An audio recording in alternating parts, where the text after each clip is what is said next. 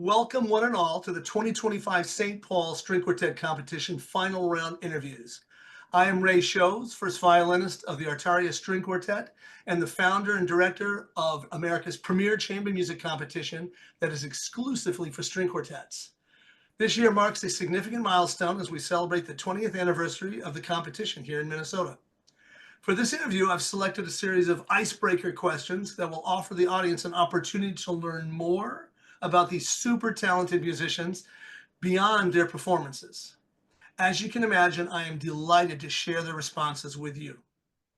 So it's my great honor to introduce to you the CASPIAN Quartet from the Academy of Music Institute of Chicago. Welcome, quartet members. Hi. Hello. Great to be here. Thank you for having us. Oh, you're welcome. So let's start around the room here. We'll start with Lily, who got here last, right? We'll start with that. Would you please tell the audience your name, the instrument you play, and where you actually live? Hello, everyone. My name is Lily Sullivan, and I play the violin, and I am from Bloomington, Indiana. Awesome. My name is Tristan. Should I go next, or should we? Yeah, go ahead. Yeah. My name is Tristan. I play violin too, and I'm from Chicago. My name is Vivian Vandeside Cuckoo. I play viola, and I'm from Milwaukee. My name is Jan Barg-Savetsky. I play the cello, and I am from Wilmette, Illinois. Several of you members have been here before, which is terrific. Jan, how many years is this for you coming to the competition now? Oh, wow. This is my 4th year. My goodness. And Vivian, what about you? My second. Second year. And Tristan, second year. And Lily, second year as well? First.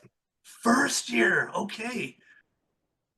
So let's begin with a question that I asked you guys last year. I didn't ask Lily this, so we'll let her start first, okay? Can you each share with the audience how you were introduced to chamber music? I was introduced to chamber music through the Oklahoma City University Children's Performing Arts Academy, and I started my first chamber orchestra experience there. And can you describe it in more detail, please? Like, what did they have you doing for chamber music, so to speak? Well, that was my first chamber orchestra experience, and then I didn't actually start playing chamber music until the COVID-19 pandemic, when I started playing in a piano trio with my teacher's son. And then I kind of widened my horizons a lot in terms of different group varieties when I joined the academy, and then I went to some chamber music festivals. You must like it because you're still doing it. I do, and these guys are pretty fun, I have to say. You beat me to the punchline. That was great. I was going to say something a little different than that, but I like your line on that. So Vivian, how did you get into chamber music? Because this is a new audience this year. Oh, so when I was probably 6 or 7, I played in this chamber group with these like 13-year-old boys who played violin, and I was very scared because I didn't even know these kids, and I didn't really know how to play viola in the first place. But my teacher really wanted to, and I thought it was a very enjoyable experience. So, Jan, introduce us to how you got into chamber music. The first time I started doing chamber music was when I was around 8 years old, and I was just in a string quartet in the Music Institute of Chicago Community School. And I stayed in that quartet for a couple years, and then eventually I went into a trio, and then I went into academy and met these people. And about how old were you? You probably just said it. How old were you when you started the academy, the chamber music? When I started academy, I was 13, but when I started chamber music, I was about 8.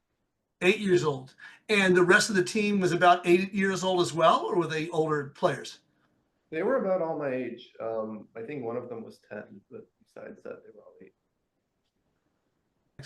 Tristan, what was your introduction to chamber music? Well, my brother plays piano. He's 2 years older than me. So like ever since we were young, we really had no choice, but we played a lot together. And at first we kind of hated it because, brothers, right? But then, the more we did it, the more repertoire we like discovered. And it got more fun. And then our school had like a chamber music seminar, so we started doing that. We were in the same group, of course, but then later we started finding our own groups. And then when I was 14, I joined the academy as well, and then met these people. And yeah. Thank you all. That's very, very descriptive for the audience. So when did the four of you coalesce into a string quartet? I'm going to guess from Lily joining this year that it was just the last fall. Am I correct about that? Yeah. September? Yes. September, yeah. Yeah. And so Lily, how did you unfortunately walk in front of these guys and they nabbed you into their quartet? Can you describe that, please? Well, we've been going to school together, school meaning MIC Academy, for 4 years now, and our director actually put us together in a group, but we may or may not have requested it to begin with because we thought it would work pretty well.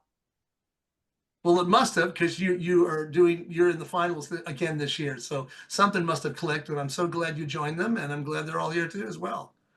So, I asked this question last year. Audiences are always curious about quartet names. So would you please describe the process of selecting a name for your ensemble? Vivian, would you like to take that one?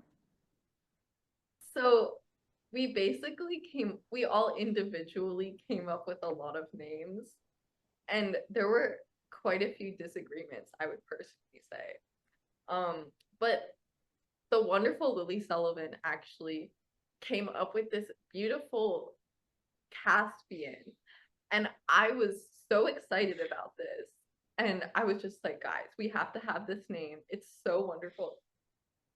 So that's how I would describe what happened. So Lily, let's let you interject here. How did you come to the name Caspian? Where did it come from? It came from a much needed, very desperate Google search. So it wasn't Prince Caspian or something like that from the stories, and it was a Google search. Doesn't it mean something in some language, guys? Oh, I'm sure. Out. Yeah, cut that out. Please cut this out. Okay, what part do we have to cut out? What it means that we don't know. It means What does it mean? Go. This is not a foul word, is it? I mean, no, the Caspian Sea. Okay, Right. because we can be like a sparkling body of water. Wait. I'm pulling it up. Hang on. Caspian means We had a- miraculous or dazzling in Latin. That. And we hope to invoke this feeling in our audience as we Okay, play. if we say it again without going crazy. so how did you select your repertoire? I know I ask this question every year. Let's go with Tristan. Tristan, how was the repertoire either given to you or did you guys come to it? Tell us how that evolved. Yeah, so we usually have it's kind of like a menu. Like we have to have something of each category. So Mhm. you have your Haydn and you have your romantic piece, your modern piece, of course, all that kind of stuff. So we usually start with the classical piece, like a Mozart or Haydn or a Beethoven, because those are usually the ones that take the longest to mature and are usually the hardest, in terms of just group sound. And so we started with the Haydn, and we all kind of talked between each other, and we were bouncing around some Haydns. So that one was really, we kind of picked it ourselves. So the Sunrise is something, actually, I think I proposed the idea. So I heard it at a music camp and I really liked it, and these guys liked it too.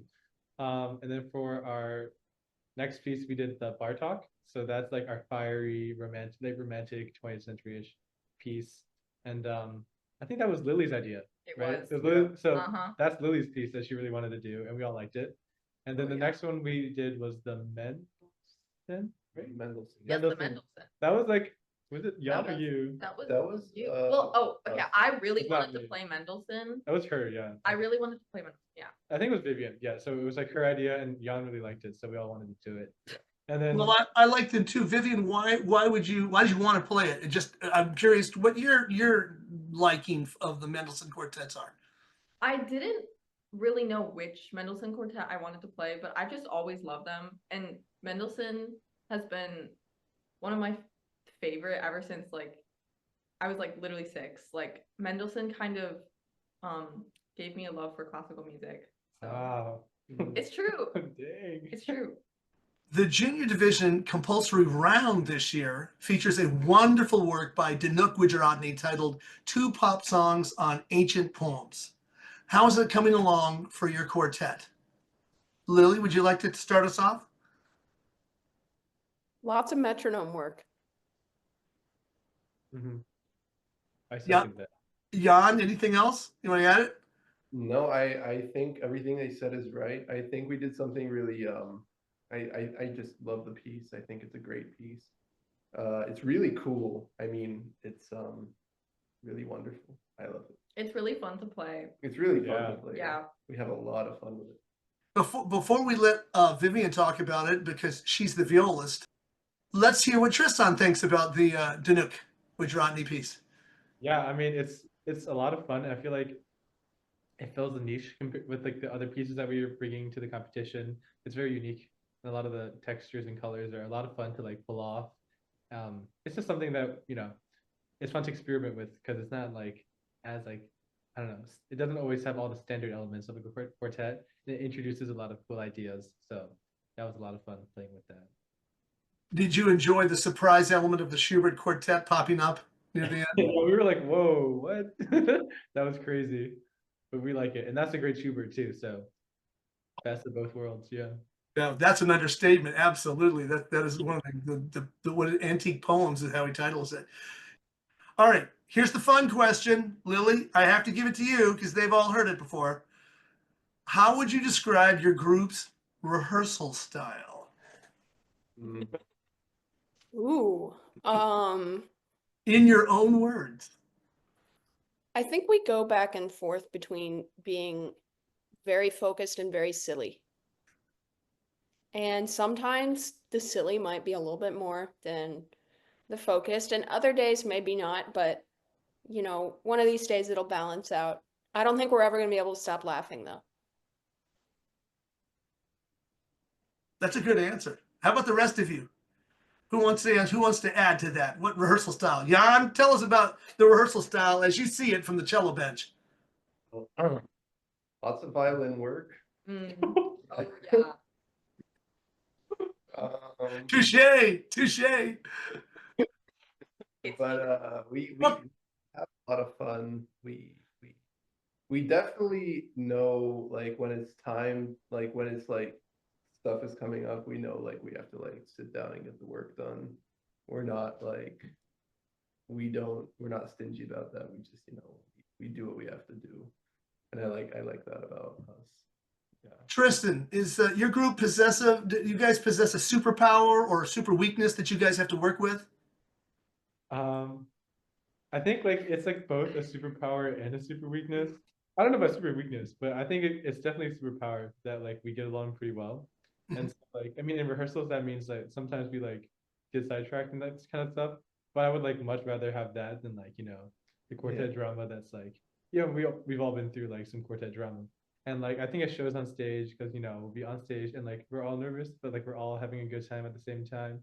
And I don't ever feel like, we're not in it together. So I think it's a superpower. Yay.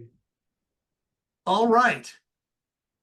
Those are the main questions I wanted to ask. And I always like to end the Q&A with, is there anything else unique or interesting about your quartet or a story you'd like to share with the audience before we say goodbye? Guys, let's think. I mean, There's I so many- think that something that's characteristic of us is that I would say Jan and I especially we all love snacks during rehearsal, and we like to have sweet treats for our rehearsals.